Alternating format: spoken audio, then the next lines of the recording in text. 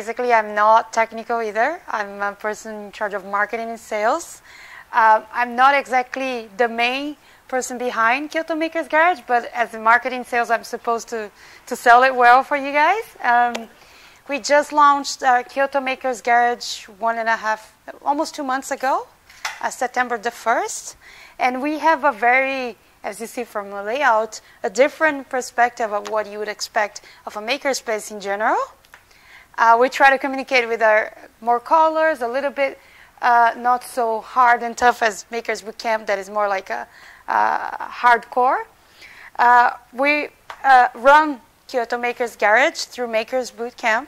So those are our 3 co-founders. On the left, Kenshin used to work for Sony as an engineer, and now he's in his 4th or 5th startup.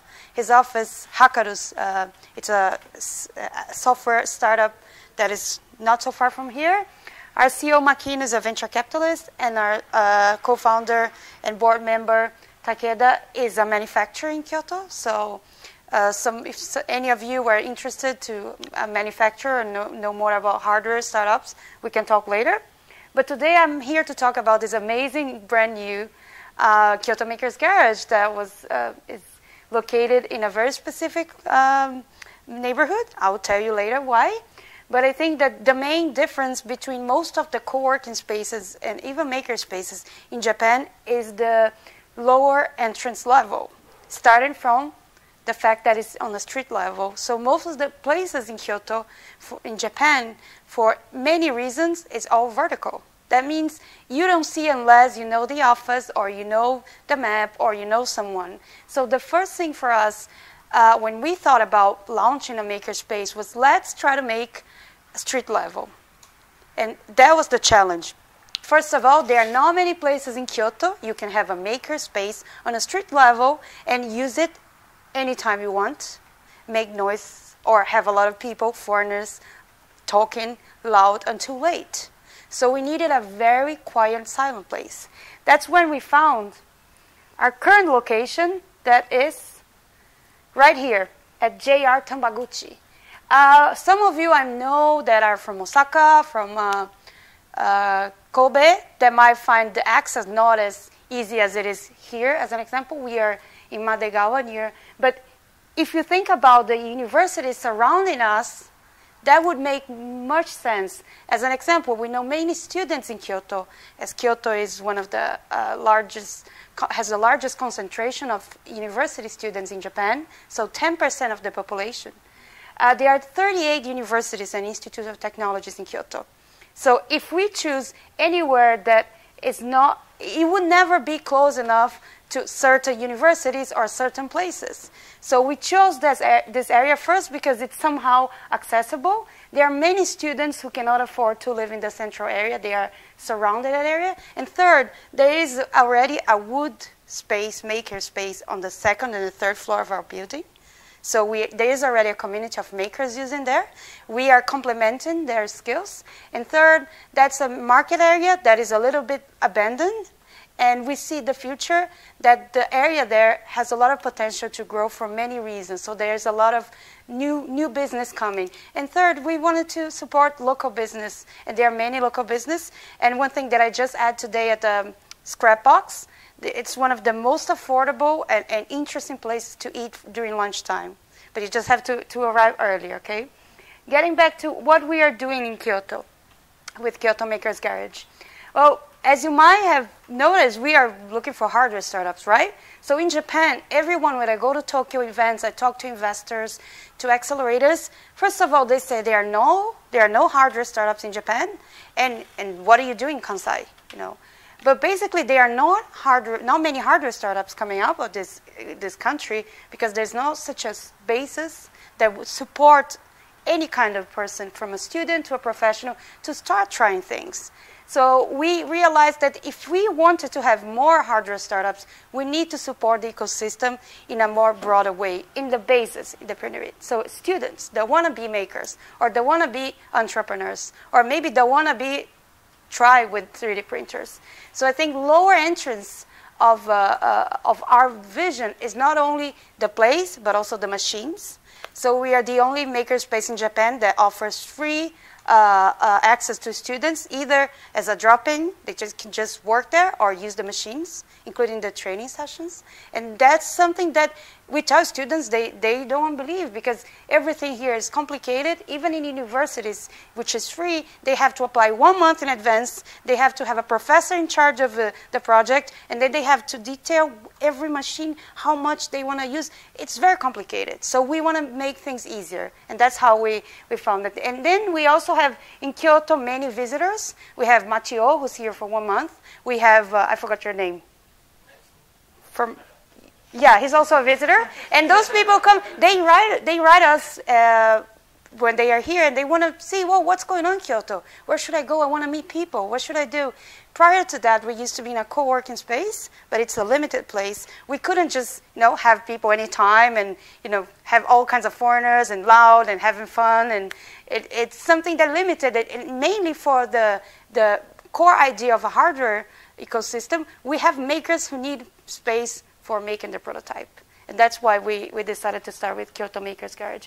But basically, this is not only for makers. So it's for anyone.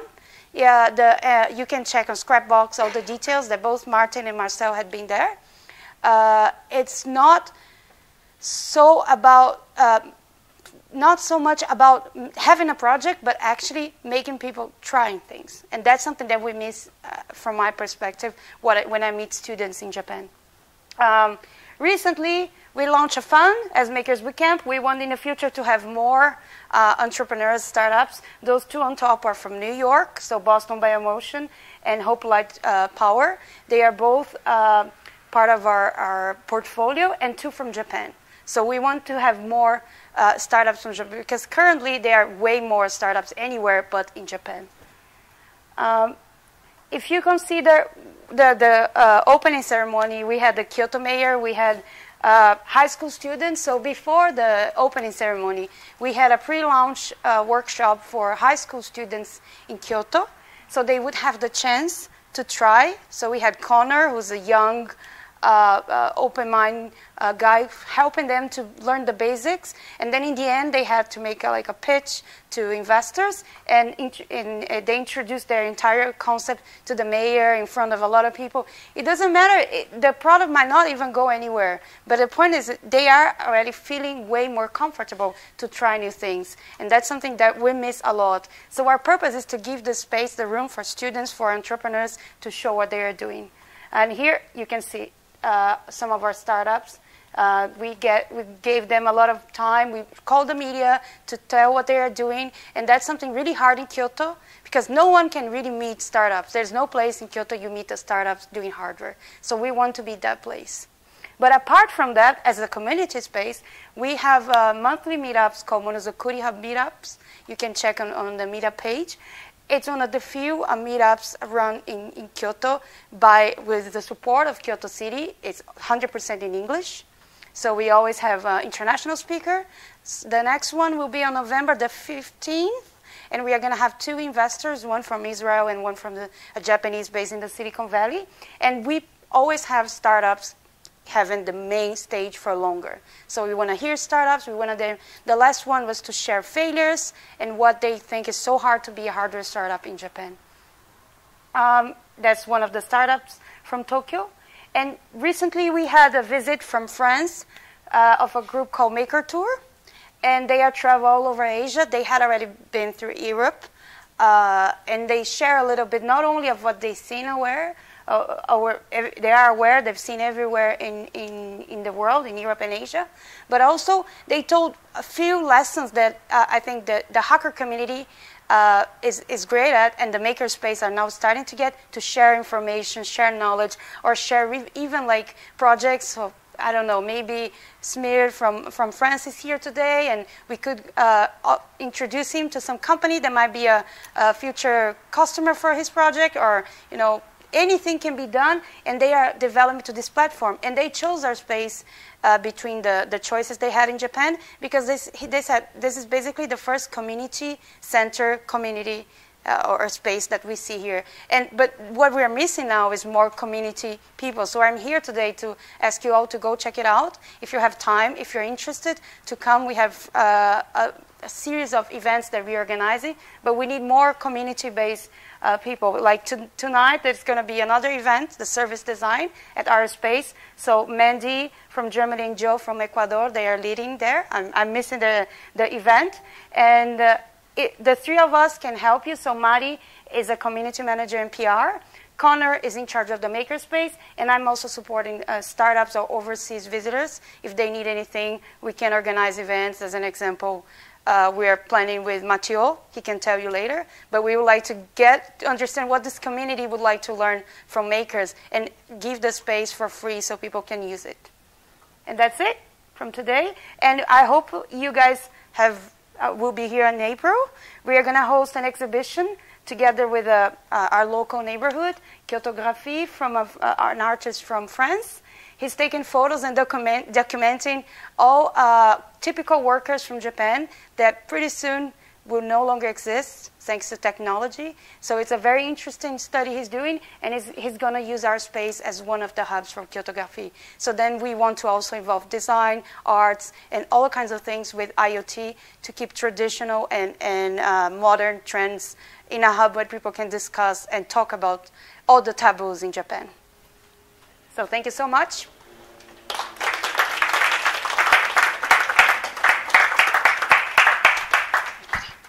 Any questions for Sabrina? So, like, what kind of things do people make usually? Right now we are starting. So I had from students, right? Students, I would say I had, oh my God, so many things. Don't see my desktop. From students, I had a girl who said, you know, I have this problem. I cannot find shoes that fit me. So my friends and I, we went to this event, and it was so expensive to get this company to make customized shoes the way we want. Can we learn how to make?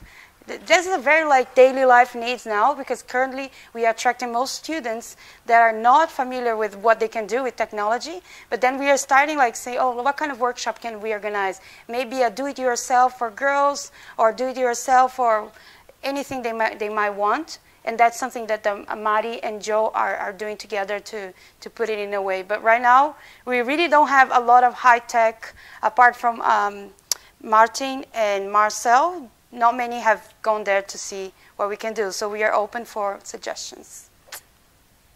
So what kind of equipment is there provided to work with? Okay, I can tell you. Scrapbooks. Yeah, see, I have scrapbooks here. It's the green one. Right, no.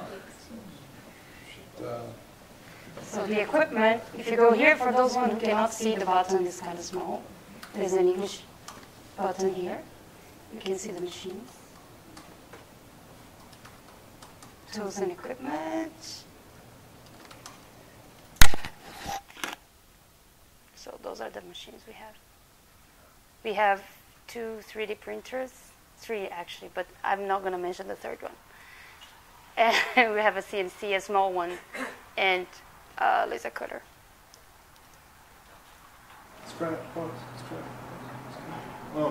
This is maybe a silly question, but so there's not a lot of successful hardware startups in Japan. What are some examples of some non-Japanese successful hardware startups? Oh, yeah. Well, we have Fitbit. Okay. Is the main one. Currently, well, define successful. Well, I mean, I guess that just anything that is like, you know, gotten past the point where it's burning through money and is now making profit reliably, quote unquote. I would say that's still very early for hardware startups. We are still in this maturity level, kind of early, I guess. Yeah. But I think Fitbit or GoPro. Drones, maybe. Yeah, but drones are still not that profitable in a global scale. But they would count as a hardware startup. Yeah, all of them. and and you also have like some of them that are considered failed, like Juicero, the machine for making. This was a successful case of like they got Kickstarter, a lot of money, they got the best investors, but their business, I mean, there are many things. Business model didn't make sense. The product was too expensive. So then you have a lot of entrepreneurs trying and making mistakes, but doesn't mean they were not successful. For me, they were all successful just by the fact that they made it happen, right? So, yeah.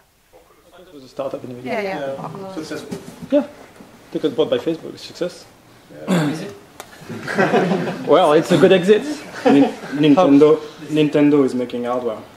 Yeah, but it's not considered a startup Yeah, anymore. but a startup, as soon as you become successful and you can make money out of your business, you're not called a startup anymore. The startup calling is basically for when you're just working on funding. But it seed doesn't ones, grow as a two. startup. It grew as a game company. Who knows how it was the beginning of Nintendo? I think it was startup style, probably. Just some open-minded people making something new. Well, what's this one that got bought by Facebook? What's Oculus. Oculus. Oh, yeah. The okay. VR. VR headset. Yeah. Yeah. The startup means the early company, like Facebook or Microsoft maybe used to be a startup at the first week, first month, first year. I don't know how fast they get, but it's when you, I don't know, it's a definition I have and we have in everyone around, that once you start to get profit of your business, you become the small company if you're still small, or you become a real company. But the startup, Uber is still a startup because they still didn't make any money. By the way, we're still startup, just to let you guys know.